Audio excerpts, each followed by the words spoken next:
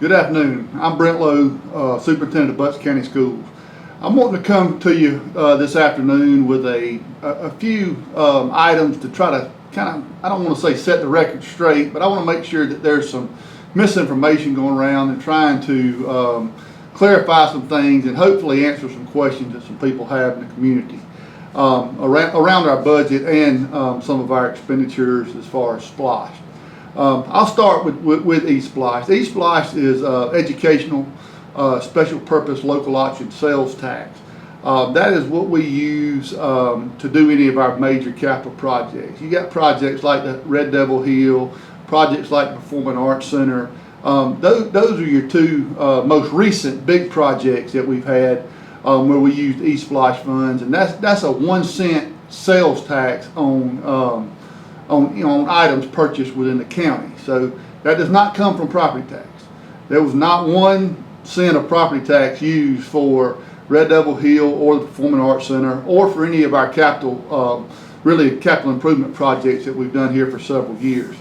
The thing that drives the eSPLOST is the referendum, and we have things in our referendum such as school buses, technology, school furnishings. So what we've tried to do is use eSPLOST to do those types of jobs instead of putting that on the general budget, the general fund budget. An example that I always love to use, and it's just because it's easy to understand. If we have a HVAC system, air conditioning go out, and the repairs are going to cost $2,500, well, that is something that will come out of general fund because it is a repair to an existing unit. However, if that unit goes out and needs to be replaced and it's over $5,000, then we can take that unit and pay for it out of eSPLOST because it then becomes a capital expenditure. So that's just kind of a brief explanation of eSPLOST. But it is important to know that it cannot be used for personnel. There are certain things it can and cannot be used for. But any of our projects, our capital projects, our HVAC replacement, school bus purchasing, safety and security, and technology, we get most of those out of that eSPLOST, and so it's not really shown in this general budget for the most part. The next thing I'm going to talk to you a little bit about is our budgeting process in general.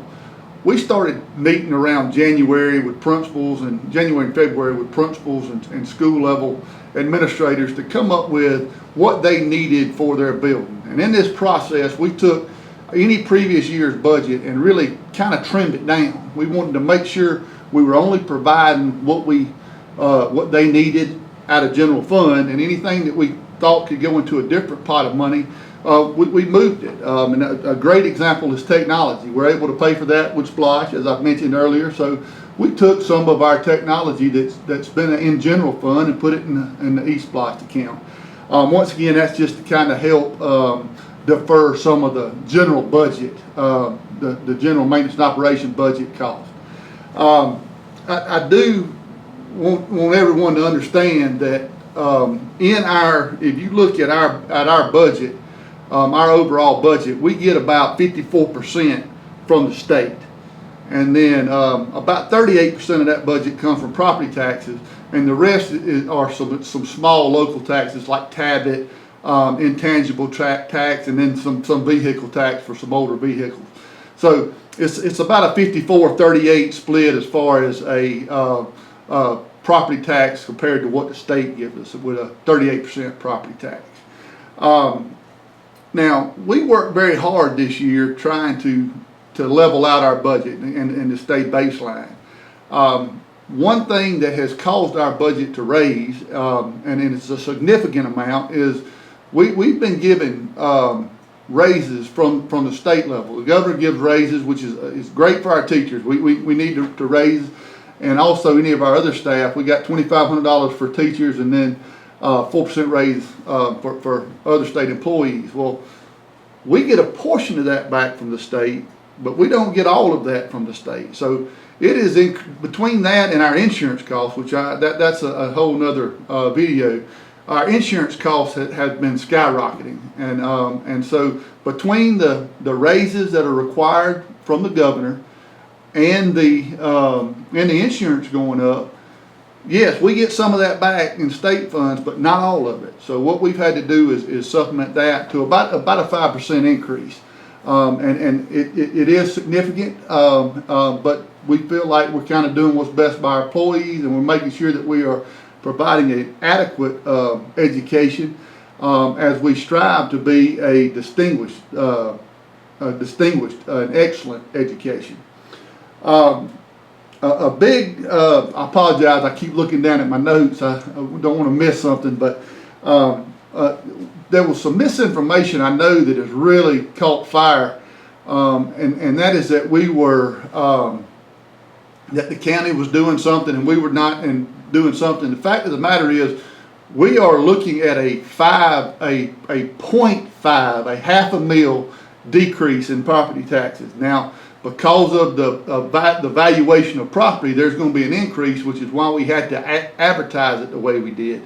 But we're actually looking at rolling back our millage rate by half a mil to 12.675, which you can do the research or come to our budget meetings and see. We're one of the lowest millage rates around. Of any of our surrounding counties, we are the lowest. I don't know what everybody's doing this year, but if you look at last year's numbers and the trend, we have been one of the lowest. So I just want everybody to understand we are doing the exact same thing the county is, and we've been in touch with the county. We've talked through this whole process. It's a rollback of half a mil. And what we'll do is we'll have our budget hearings and we'll have our millage hearings, and then on the 27th we'll set our millage rate, what the board feels we need to provide a quality education for our kids. The last thing that I do want to touch on, at least briefly, and that is the senior exemptions for. I've heard numbers of 62 and over. I've also heard 65 and over. We are actively looking into this. That's a long process. We're trying to determine what that really means. Those numbers are hard to come by because it's almost a guesstimate, and we can't build a budget based on a guesstimate. But I also want you to understand that that any time that you exempt any group from paying taxes, you are actually putting a burden on another group. The cost of running the school is not going to go down if we take the 65 and older exemptions, and then what that means is the people who are 18 to 65 are going to bear the brunt of that. And so that's we have to look at that and study the impact and what all that's going to cost. I hope I've done a little bit to try to answer some of these questions, or kind of curtail some of the erroneous information that's been going on. We do have our budget hearings coming up and our millage rate hearings coming up, and I'll be doing a slight presentation on those, a brief presentation those days.